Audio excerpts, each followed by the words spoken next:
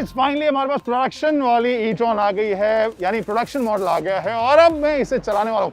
In case आपने इसका वॉकअबाउट miss किया था हमारे चैनल पे, प्लीज टाइम्स ड्राइव के यूट्यूब चैनल पे जाइए, इसके पूरे डिटेल के बारे में बताया था और इस वीडियो में हम देखेंगे कि उससे इसमें डिफरेंस कितना है और सबसे पहली बात, सबसे इंपॉर्टेंट बात, चलाने में कैसे, बिकॉज वो तो केवल वॉकअबाउट था। नमस्ते Times Drive family, I am Kranti Sambhav, welcome to Audi e-tron first drive, let's go. काफी तेज चल रहा है, काफी लाइट फील हो रही है। I'm liking the acceleration. Feels like a regular SUV.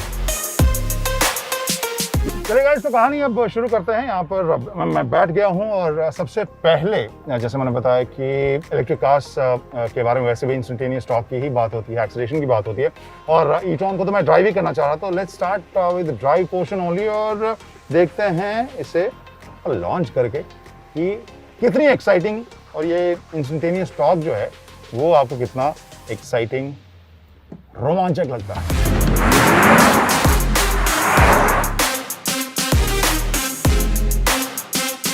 काफी तेज चल रहा है, स्पेशली व्हेन यू सी कि हाँ एक एसयूवी में, एक ऊंची गाड़ी में आप बैठे हैं, उस हिसाब से ये बहुत ही एक्साइटिंग आपको लगेगी। दूसरी चीज जो मैं महसूस कर पा रहा हूँ वो ये कि काफी लाइट फील हो रही है। मोस्टली जो इलेक्ट्रिक कार्स होते हैं उसमें तुरंत ही आपको उसके वेट का जो अंदाजा है या एक्सपीरियंस है वो आप फील करते हैं कि उसका वेट जो है आप फील कर रहे हैं, बट इसमें काफी लाइटनेस मुझे महसूस हो रही है। बहुत तेजी से ये स्पीड पकड़ रही है। I'm liking the acceleration, it is exciting. But हाँ, जब आप एक स्पेसिफिक स्पीड के ऊपर जाते हैं तब मामला जो है थोड़ा सा एक्साइटमेंट का जो लेवल है वो थोड़ा सा सैचुरेट कर जाता है। तो वहाँ पर ऐसा नहीं है कि जो शुरुआत में एक्साइटमेंट है वो थ्रू आउट सारे स्पीड रेंज में बरकरार रहता है। नॉट फीलिंग थ्रू आउट कि हाँ आप इलेक्ट्रिक कार चला रहे हैं वजन और सस्पेंशन के हिसाब से, और जो स्पीड ब्रेकर्स भी है वो मुझे डरा नहीं रहे हैं। Why I'm talking about that? Because जो मॉक का जो EQC था उसके परफॉर्मेंस में वो मुद्दा एक बड़ा था, जहाँ पर जो ऊंचे स्पीड ब्रेकर्स थे वहाँ पर जो कार है वो थोड़ा स्ट्रगल कर रही थी। तो मैं कहूँ कि इस सेगमेंट की जो एक लोडेड, तेज तर्रार, क्वाइट, फ्लश एसयूवी होती है, ऑलमोस्ट वैसी हो रही है जिसमें ये बाकी एसयूवी से ज़्यादा क्वाइट और जो इनिशियल पिकअप है, एक्सेलरेशन है, वो ज़्यादा महसूस हो रहा है। इन दो चीज़ों के बारे में मैं कह सकता हूँ कि ये स्टैंड आउट करती है। Otherwise this feels like regular car only. तो पहली नज़र में ही क्या ईवी या इलेक्ट्रिक व्हीकल लेगी, इलेक्ट्रिक एसयूवी लेगी, नहीं लेगी। यहाँ पर अगर आप लुक देखें तो e-tron जो है वो टिपिकल एक रेगुलर ऑडी शक्ल के साथ आ रही है, ओवरऑल डिज़ाइन के साथ आ रही है, जिसमें कुछ एक एलिमेंट्स हैं जो इसे फ्यूचरिस्टिक बनाते हैं, बट उसको देख के आप ये कहें कि हाँ ये इलेक्ट्रिक है, वो कंपनी ने नहीं किया है, बाहर भी नहीं किया है, अंदर भी नहीं किया है, उसके बारे में आगे बात करेंगे। लेकिन यहाँ पर कुछ एक एलिमेंट्स हैं जो बिल्कुल अलग आपको दिखेंगे। जैसे फ्रंट ग्रिल, टिपिकल ऑडी के फील के साथ यहाँ पर फ्रंट ग्रिल आपको देखने को मिला है, और ये जो ग्रेइश फिनिश है वो आपको बता रहा है कि हाँ ये कुछ तो अलग है इसमें। इसके अलावा ऑब्वियसली ये नहीं, e-tron तो बहुत ही ऑब्वियस सजेशन है जहाँ पे आपको पता चल गया कि ये e-tron है। ये जो चार लाइंस हैं वो आपको अलग अलग हिस्से में e-tron के देखने को मिल रहे हैं जो इसे थोड़ा सा अलग बनाते हैं, बट अगेन इतने डिस्टिंक्ट नहीं है जिससे कि ये एक इलेक्ट्रिक व्हीकल ही उस शक्ल में आ जाए। If you look at the alloys design also, तो ये भी एलिमेंट आपको काफ़ी कूल, काफ़ी स्पोर्टी सा लगेगा। और हाँ, येलोइश जो भी ब्रेक कैलिपर्स हैं, आई रियली लाइक देम।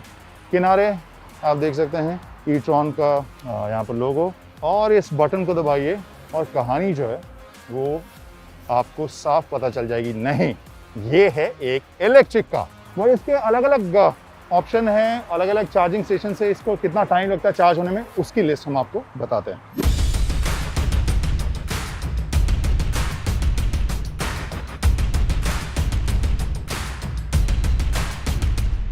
आप कहेंगे कि अगर चार्जिंग स्टेशन इस साइड है तो क्या होगा, तो फिर यहाँ पे पेट्रोल डीजल कार्स की तरह प्रॉब्लम नहीं है, आप इधर भी एक्सेस कर सकते हैं।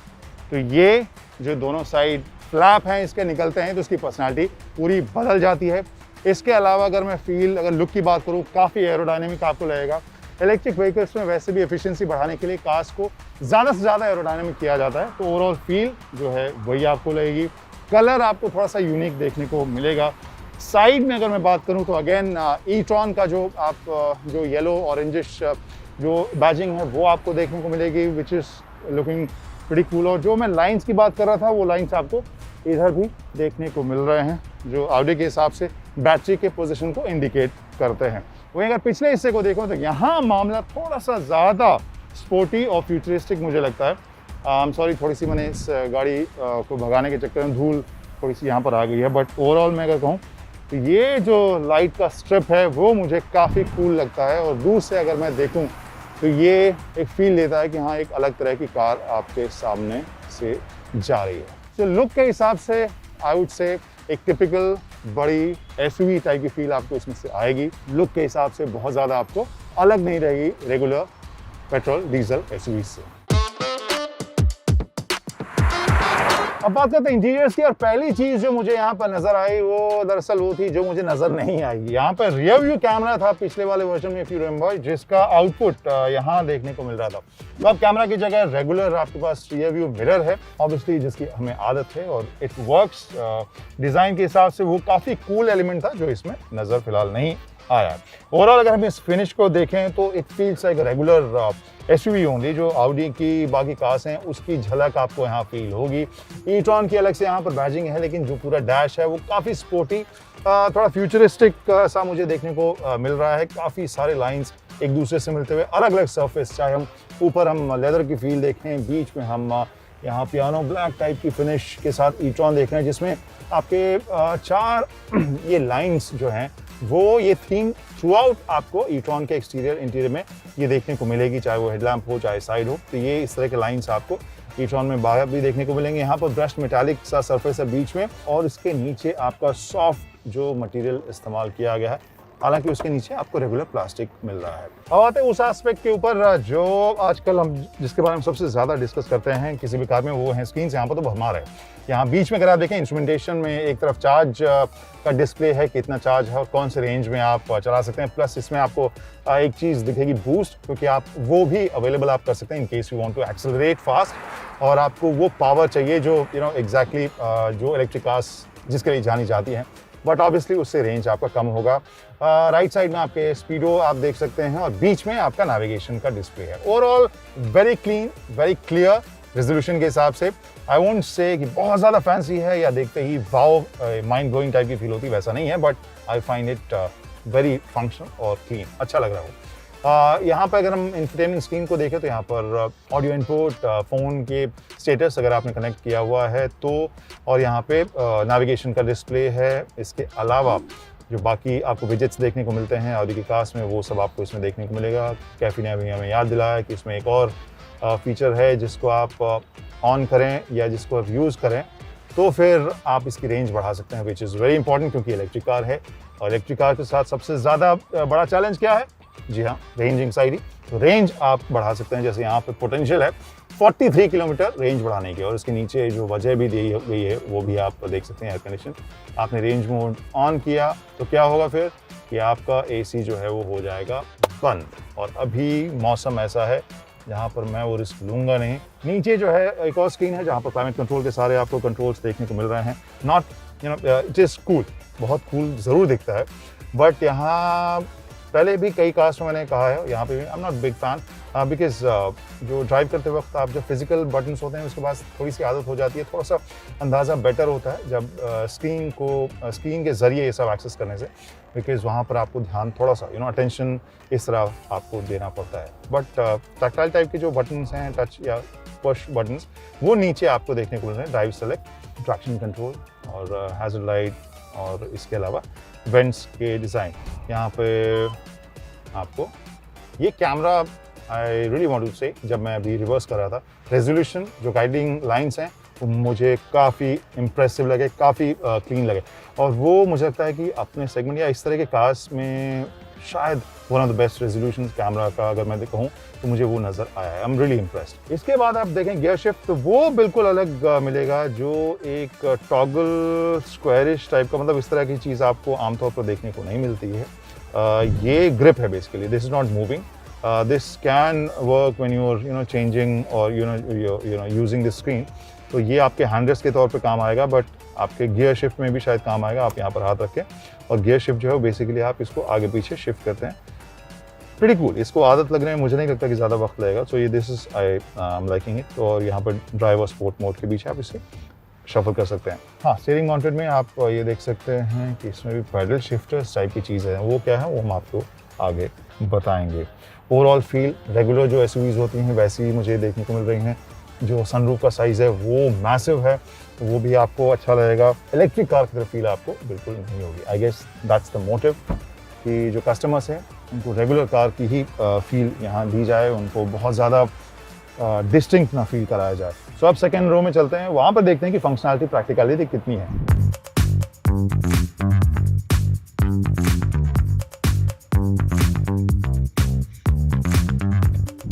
Okay, Kranti Samar reporting from the second row of Audi e-tron। और पहली चीज़ जो मुझे यहाँ पर ब्राइट सी नज़र आई वो आपको बता रही है कि हाँ, इसमें आप 4 जोन क्लाइमेट कंट्रोल देख सकते हैं। अलग अलग चारों पैसेंजर्स के लिए अलग अलग टेम्परेचर जोन आप सेट कर सकते हैं, वो इसमें आपको दिख रहा है। यहाँ पर भी आपको सी टाइप के 2 पॉइंट मिल रहे हैं चार्जिंग के। एक 12 वोल्ट का जो पॉइंट है, यहाँ सिगरेट लाइटर लगा हुआ है। इलेक्ट्रिक कार है तो यहाँ पर ये जो सेंट्रल टनल है वो भी आपको ऑब्स्ट्रक्टिव नहीं रहेगा। यहाँ पर तीसरे पैसेंजर अगर बैठे वैसे तो इस सेगमेंट पे नहीं बैठेंगे आमतौर पर, बट वो भी बैठे तो शायद उनके पाँव के लिए जगह मिल जाएगी। नॉट माय शू साइज़, मेरे पाँव का साइज़ नहीं, बट जनरली मैं कह रहा हूँ कुछ एक या बच्चे अगर बैठे तो उनको ज़्यादा दिक्कत नहीं होगी इस जगह पे। कुछ शाही फीचर्स, कुछ आरामदेह वाले फीचर्स आपको सनलाइट्स मिल रहे हैं। यहाँ पर एसी वेंट आपको एक्स्ट्रा इधर बी पिलर में भी देखने को मिल रहा है। ओवरऑल जो फील है, अगेन बहुत ज़्यादा मैं प्रीमियम नहीं कहूँगा, लेकिन डिज़ाइन के हिसाब से स्पोर्टी ज़रूर फील हो रहा है। जगह काफ़ी है यहाँ पर बॉटल्स वगैरह रखने की। यहाँ आपको नेट मिल रहा है मैगजीन वगैरह रखने के लिए। और क्या है, जो सीट है वो काफ़ी प्लश, काफ़ी अच्छी कुशन्ड मुझे लग रही है। और one good thing is that this again second row also feels like a regular big SUV, क्योंकि जो आमतौर पर हम देखते हैं बैटरीज नीचे लगते हैं इलेक्ट्रिक व्हीकल्स में तो जगह खा जाती हैं, और वहाँ पे फ्लोर जो है इवन छोटी कार्स का वो फ्लोर जो है वो ऊंचा हो जाता है, and then you not too comfortable. इसमें वो वाला सीन नहीं है। मेरा थाई सपोर्ट मुझे अच्छा मिल रहा है, बैक एंगल तो अच्छा मिल ही रहा है। प्लस यहाँ पर जो हेडरूम भी है वो भी मेरी हाइट के हिसाब से जो 6'3" है उस हिसाब से भी आपको अच्छी मिल रही है। तो एवरेज इंडियन हाइट के लिए तो आप काफ़ी स्पेशियस ये जगह ज़रूर मिलेगी। और वो चीज़ मुझे अच्छी लग रही है कि बहुत ज़्यादा ये मेरा जो घुटना है वो ऊपर उठा हुआ नहीं है because of batteries and all. Armrest यहाँ पे आप देख सकते हैं, सामान रखने की जगह या फ़ोन या आई वुड से टैब्स, अगर आपके पास टैबलेट्स वगैरह यूज़ करते हैं तो ये वो जगह रखने के लिए आपको मिल रही है। इसके अलावा आप देख सकते हैं ग्लास होल्डर, कप होल्डर्स आपको यहाँ पे देखने को मिल रहा है। ओवरऑल स्पेशियस, प्लश, फीचर से less, not very overwhelming shahi features के हिसाब से, but sporty and nice, feels like regular SUV once again। काफी मैसिव सा यहाँ पर लगेज स्पेस मुझे देखने को मिल रहा है, which is very impressive. Emergency uses के लिए आपको रन फ्लैट टायर्स यहाँ पर देखने को मिल रहे हैं। You know, being an Indian, I think electric cars revolution के लिए मैं पूरी तरह से तैयार हूँ। जो भी इंजन और बाकी पार्ट पुर्जों के लिए जो जगह इस्तेमाल होती थी, अब उस जगह में आप अपना लगेज रख सकते हैं। Just imagine. एक और लिवर है जो आपको दिखा दूं, इस लिवर को खींचिए, जादू, आप उस सीट को फोल्ड कर सकते हैं एक लिवर के जरिए। सो ओवरऑल फील जो है मैं कहूँगा कई मामलों में काफ़ी प्रीमियम है, कई मामलों में काफ़ी फंक्शनल है और कई मामलों में काफ़ी स्पोर्टी है। सो लग्जरी और प्रीमियमनेस में बहुत ज़्यादा ओवरवेल नहीं करेगी, but I think this works as a regular electric vehicle जो आप लग्जरी सेगमेंट की कंपनी की लेना चाहते हैं।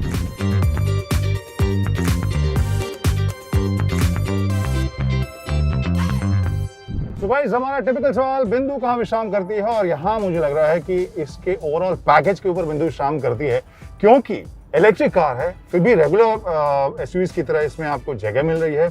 न सिर्फ सेकेंड रो में बल्कि थर्ड रो में भी सामान रखने की भी जगह। इसके अलावा जो ड्राइव फील है, सस्पेंशन है, ओवरऑल जो वेट का जो फील है वो भी आपको एक इलेक्ट्रिक कार की तरह ज़्यादा नहीं लगता है। हैंडलिंग भी इसकी आपको अच्छी लगेगी और एक्सीलरेशन तो आपको इलेक्ट्रिक कार्स में जो टॉर्क मिलता है इंस्टेंटेनियस, वो आपको एक्साइट करेगा ही। तो ओवरऑल पैकेज के हिसाब से मुझे लगता है कि इसका परफॉर्मेंस आपको काफ़ी अच्छा लगेगा। ऑडी के लिए एक एडवांटेज ये है कि यहाँ पे पहले से ही जो IPS या EQC है उसकी प्राइस बहुत कॉम्पिटिटिव नहीं है। यहाँ मुझे लगता है कि अगर सही तरीके से यहाँ प्राइस कर दी जाए तो ये उस सेगमेंट के कस्टमर्स के लिए जो एक इको फ्रेंडली एक स्टेटमेंट देना चाहते हैं, उनके लिए एक बहुत ही ज़ोरदार प्रैक्टिकल डेली रन के लिए एक इंटरेस्टिंग प्रोडक्ट मुझे देखने को मिल रहा है, जो केवल स्टेटमेंट के लिए नहीं बल्कि यूजेज और एक्साइटमेंट के हिसाब से भी उन्हें अच्छा लगेगा।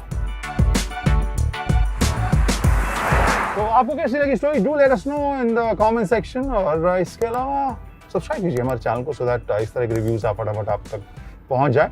और इस स्टोरी में कार्तिक, कैफी और चेतन हमारी मदद करने बनाने में, उन सभी की तरफ से आप सभी को thank you. Thanks for watching. Bye bye and drive safe.